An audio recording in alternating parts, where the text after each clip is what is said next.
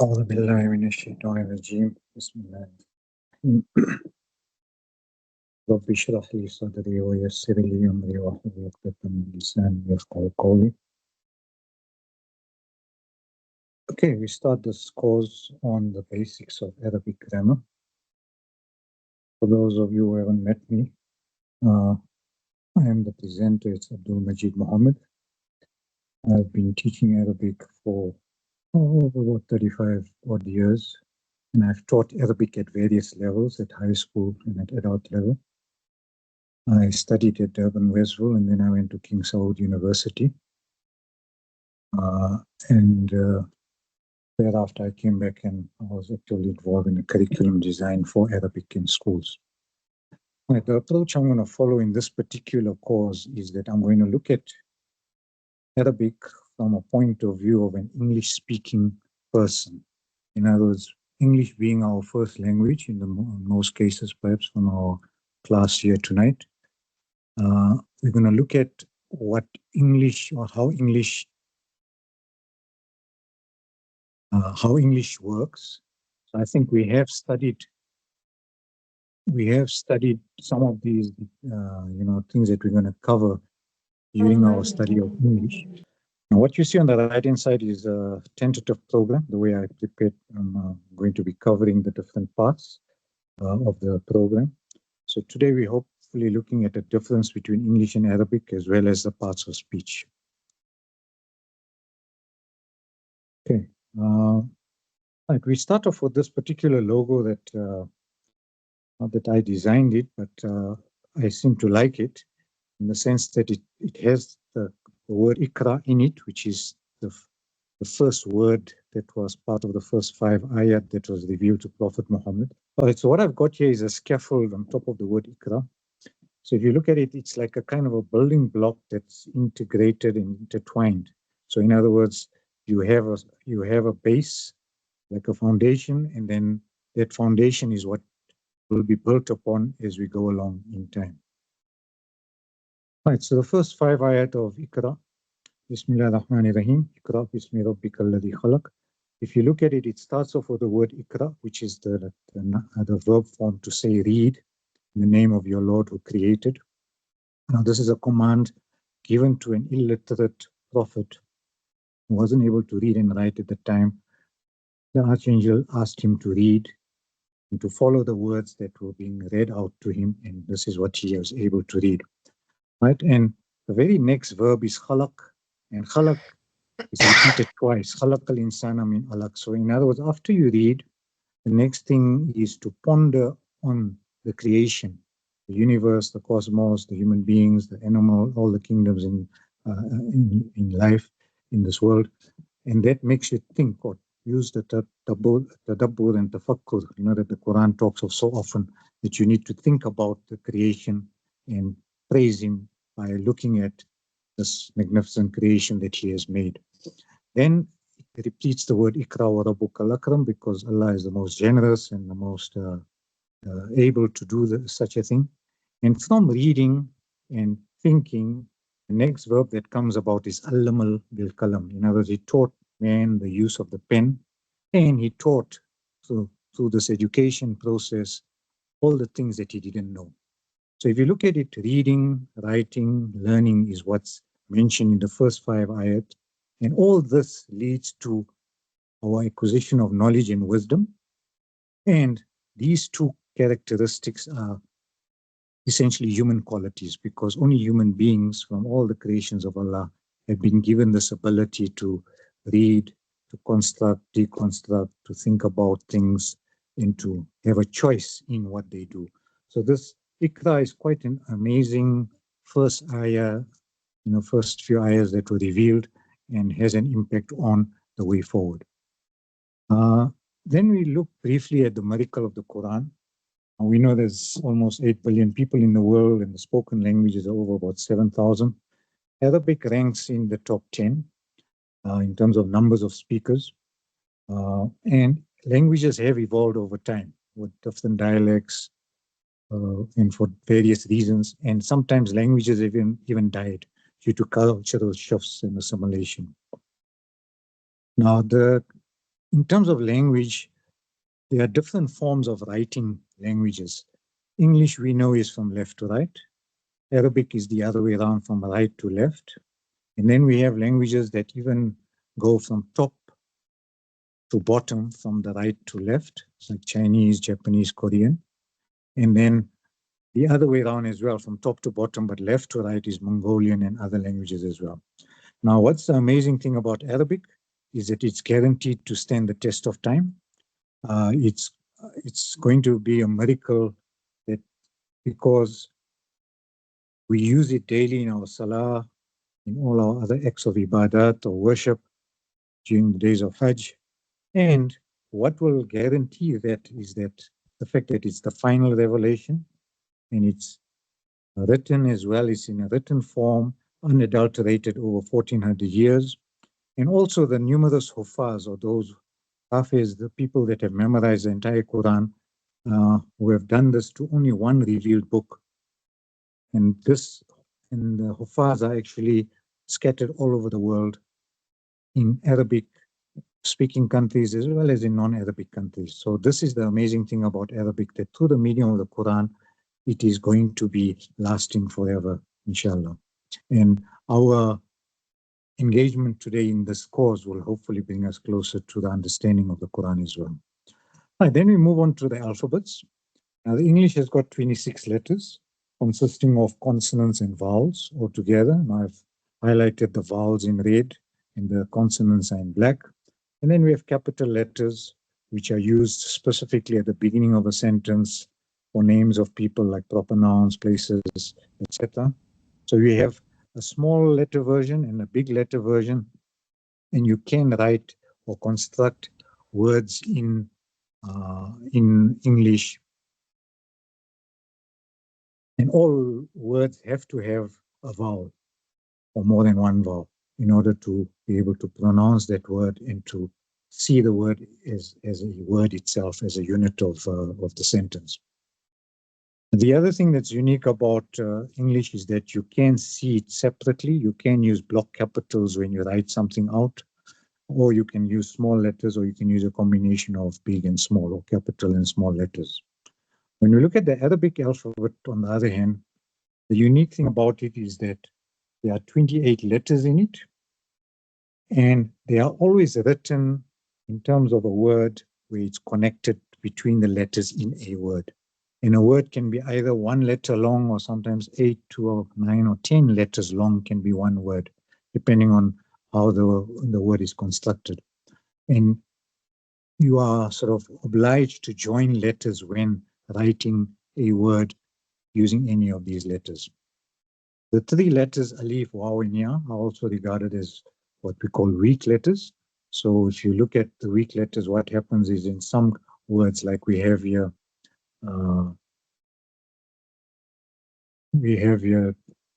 the alif in this particular word caller. When you have it in the present tense, it changes, the alif changes to a waw. So you have a yaqulu. So you have these weak letters that can transform or mutate depending on the word that is being it finds itself in. Now, the other unique thing about Arabic is that it's got, first of all, the names are written in this left column, alif, ba, ta, sa, going down, and the standalone on the extreme right column has got the letter as it stands on its own. And then we have the initial, the medial, and the final. So in other words, each letter of the alphabet can appear in 4 sort of combinations, depending on where it is in the word. So if it's in the beginning, it uses the initial. And if it's in the medial, you can see the medial's got that little arm that joins it. Right,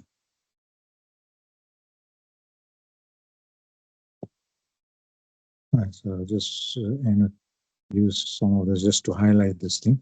So if you look at this alif on its own is this particular one here. Then the alif in a medial letter, so in other words, like if you look at the word babun, right? So the ba-bun, so this alif is like a medial letter. It's in the middle of a word. And if you look at the final form is this particular, where the alif has got that little ligature on the left, on the right-hand side, and connecting to the alif. And the unique thing about these particular letters is that the alif, dal, zal, ra, za, and the wa, those 6 letters cannot be joined to another. So if you look at this final alif, right, like this final alif like that, if you want to join it, you have to lift up your pen and then write something else after that, like a wow or whatever other letter follows it.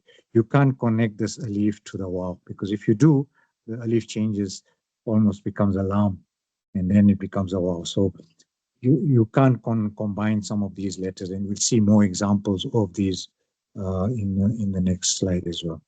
All right, so those are basically the letters. There's alif, the dal and zal are also like the alif that you cannot join.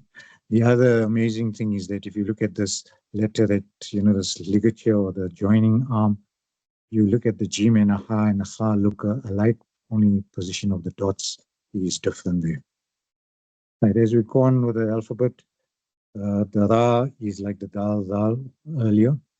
And the other unique one here is the ain and ghain. If you look at the bottom, right, this ain and ghain, you look at this shape here,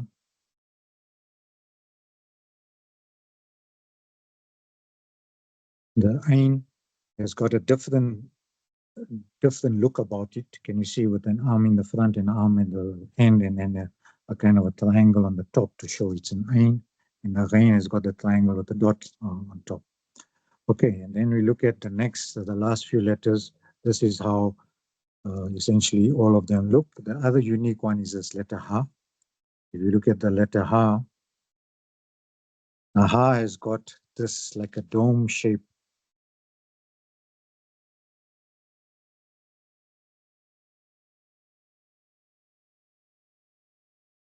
So the ha has got like a triangle shape, and then a triangle, and then it comes out in this particular one here, right? But when you come to the middle ha, it's written like that, and then it goes up and down.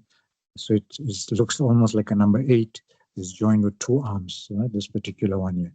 And then the ha at the end simply has got that ha just at the end, and you cannot join it further.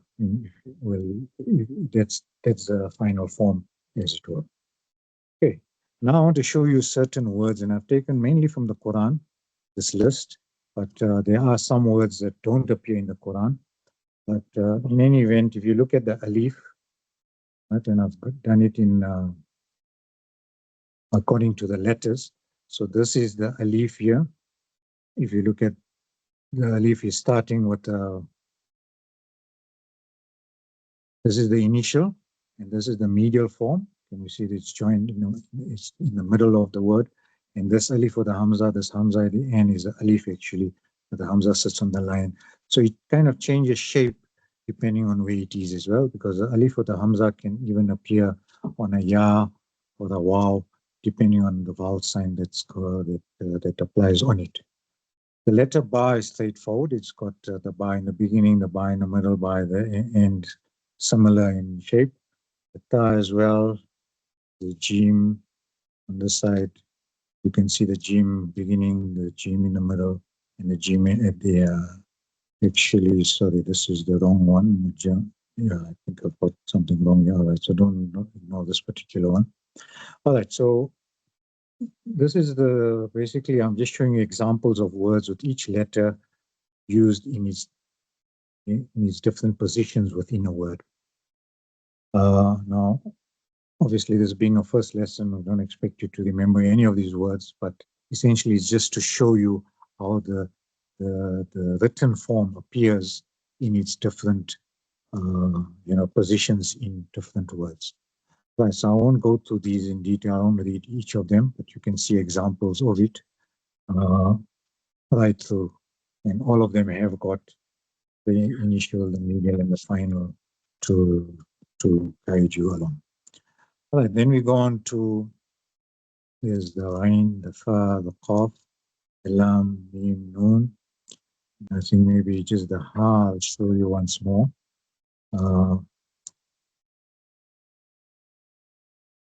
Right, so this Ha is this ha in the beginning, like the triangle with the line inside.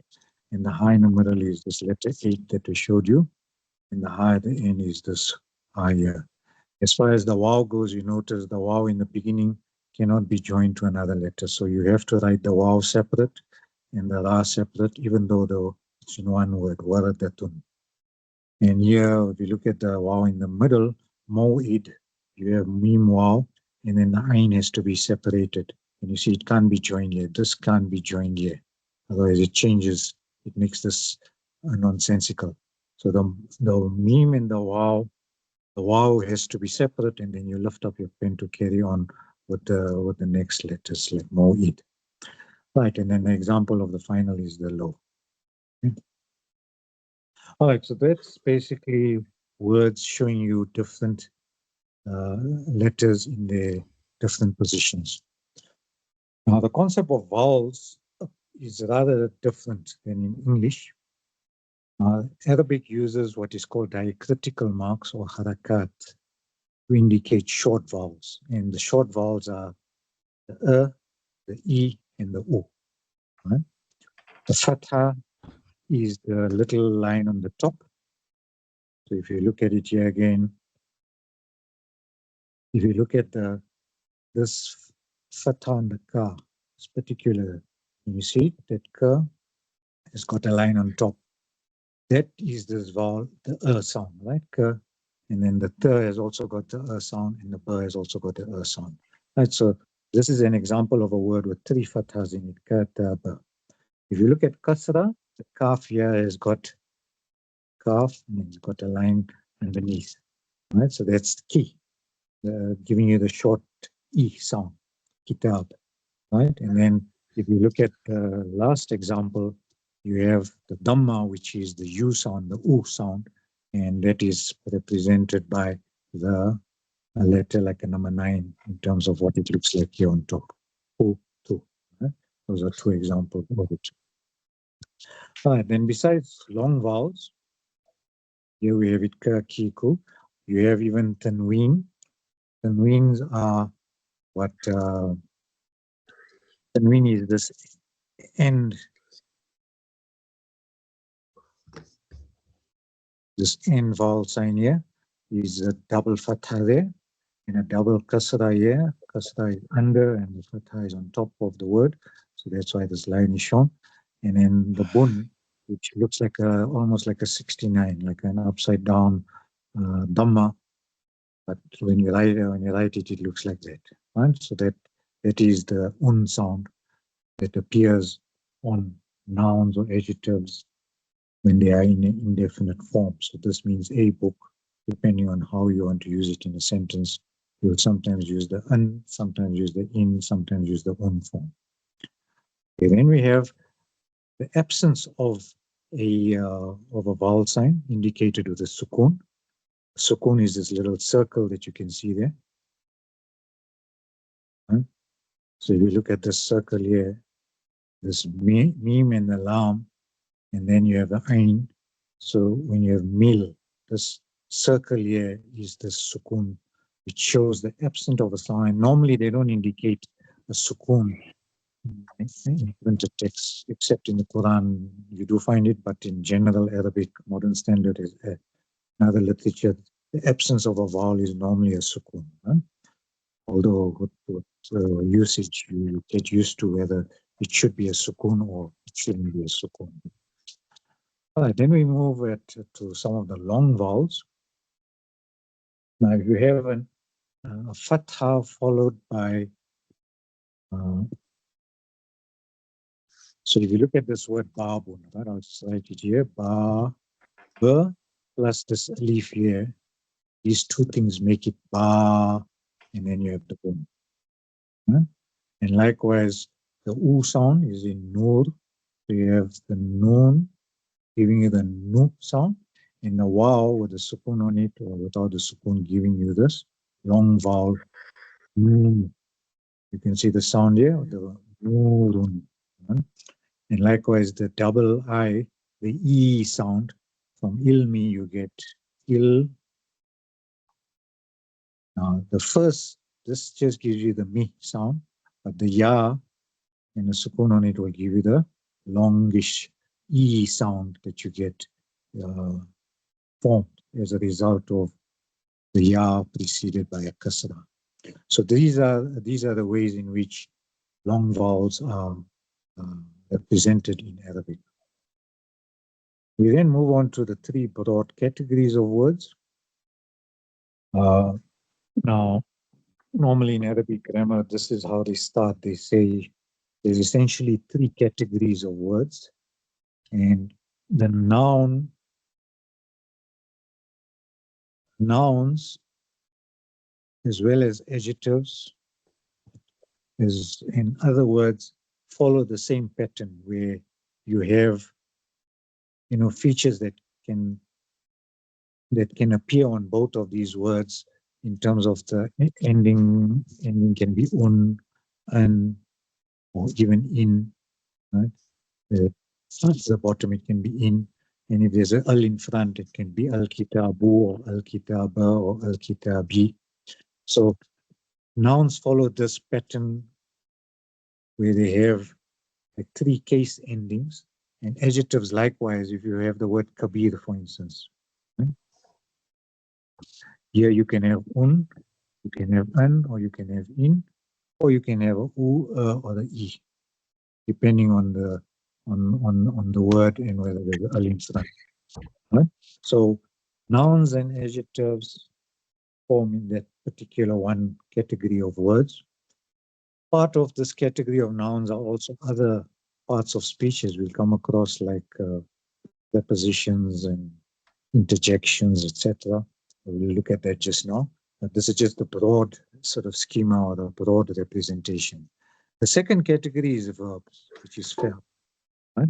Now, verbs are normally either 2 letters or 3 letters, or sometimes even 4 or 5 letters. And like a 3-letter verb, like the kataba that we're seeing here on the side, has got kataba, right? The 3 vowel signs that appear on it. And if you make it in another tense, then you have to add something in the front or add something at the back to show person. And so verbs have different sort of characteristics than what nouns do have. You can never have and in. This and in we have here on a verb. So this is a distinguishing marker between a noun and a verb. The vowel sign is at the end. You can never get and in. You can get single vowels, but I'll show you forms of it later in a later lesson, so you'll understand this a bit better. All right, then we move on to particles. Now, particles are like, it could be, like in this case, it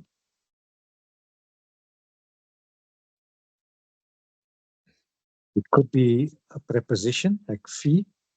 That fee is in. Right?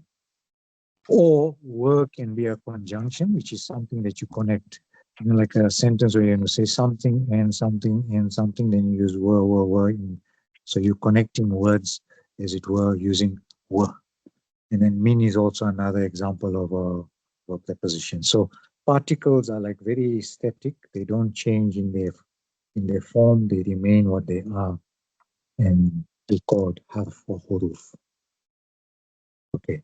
Then we go on to the different parts of speech. Now, this is, I want to take you back to perhaps your school days where you looked at definitions of a noun to be a word that names a person, place, thing, or idea.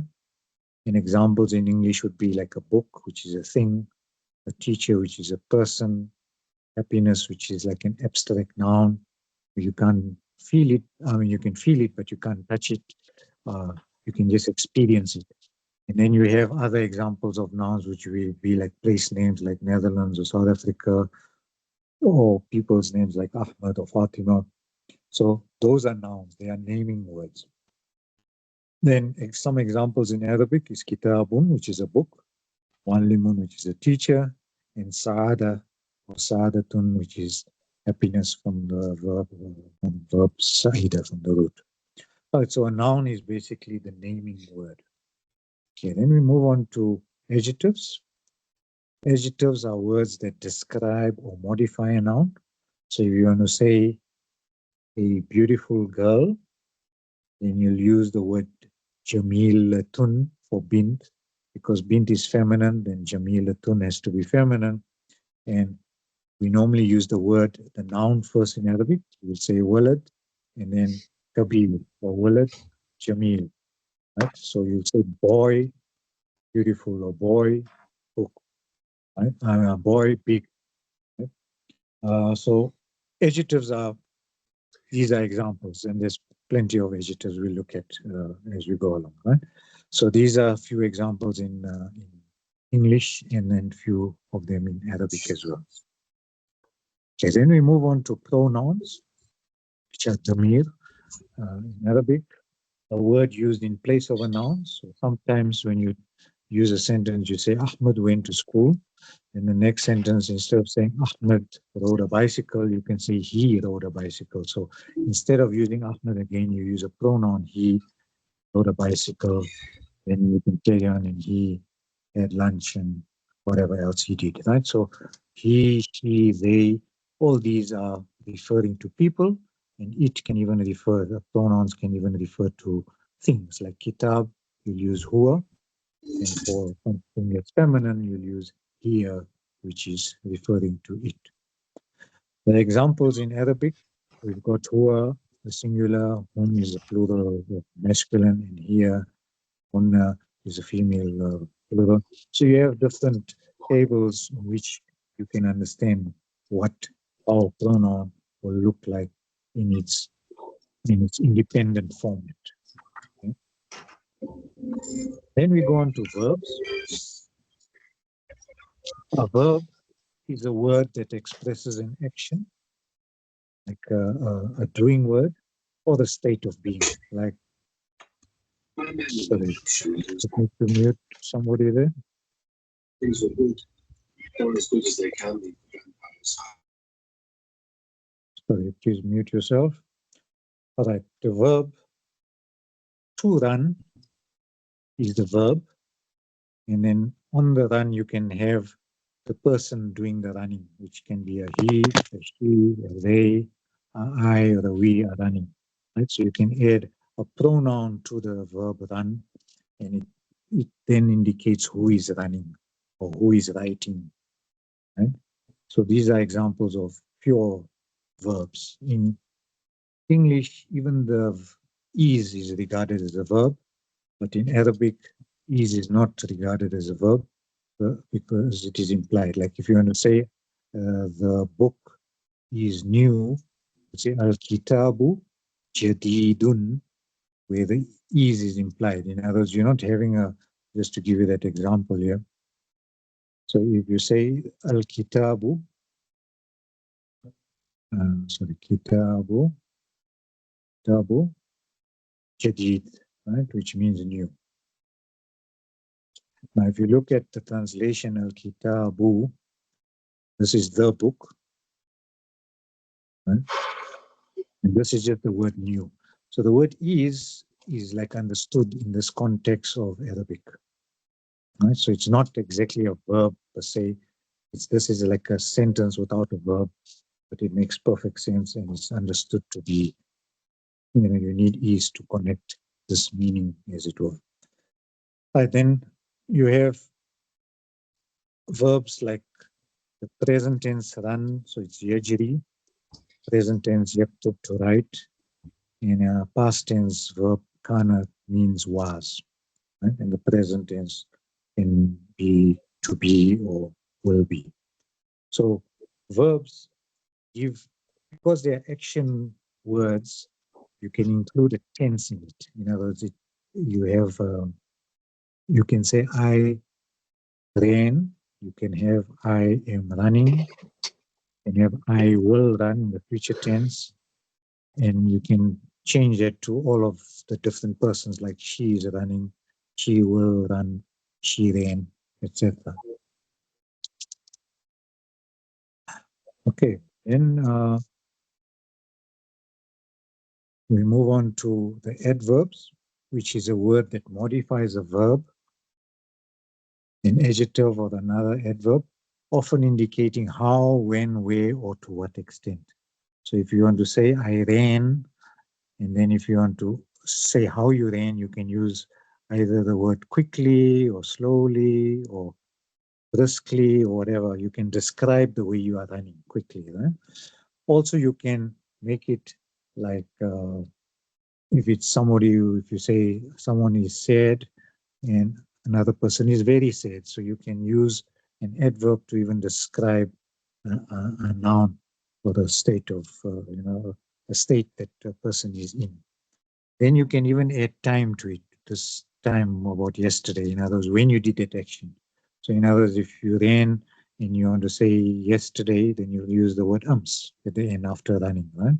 So yesterday can be an adverb modifying or qualifying what that verb is and when that action actually happened. It didn't happen today, it happened yesterday. So likewise in Arabic also you can have, you did some action quickly, or you are very sad, or again, you might have done something yesterday. So you can use adverbs even for that purpose. All right, and then you have prepositions, which are a word placed before a noun or a pronoun to form a phrase, to show something about that. So if you want to say, for instance, uh, the book is on the table, right? So you can say al-kitab, kitabu, ala, and then a tawila, right? Tawila is a table, right? So this this ala is a preposition, right? It's showing like it's on top of and not under or next to or alongside. It's telling us where the book is in relation to the table. So that's an example of the like prepositions.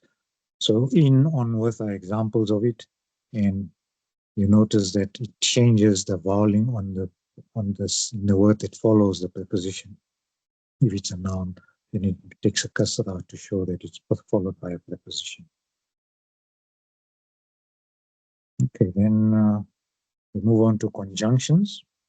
Conjunctions is a word that connects words or phrases or clauses. For instance, and, but, or. Now, the and in Arabic is when you want to say a boy and a girl, so you'll say al-walad wa al-bint, right? So that were in the middle of two nouns means and. But when you start off with the were in a sentence, like in the surah, Wadduha wa layli idha saja, that were is not and, but were there is part of an oath. Allah is swearing an oath by the morning light that such and such, whatever follows, is going to be, swearing an oath that by that he's swearing something else is going to happen. Right, then we have lakinna and o, which are also conjunctions used in the middle of a sentence. Okay, and then we have the interjections, which are the particles that are like, where you have exclamations with them, like for instance, wow or oh or something. You have either words that appear on their own in the beginning, like ahlan, or wow is just the imitation of the Arabic wow, and ahlan or sahlan. So you can have, certain phrases like words that give you that sort of meaning. Okay. All right, and I think that we can reach the end of today's lesson. Okay, with that, we end with والعصر بسم الله الرحمن الرحيم والعصر إن الإنسان لفي خسر إلا الذين آمنوا وعملوا الصالحات وتواصوا بالحق وتواصوا بالصبر.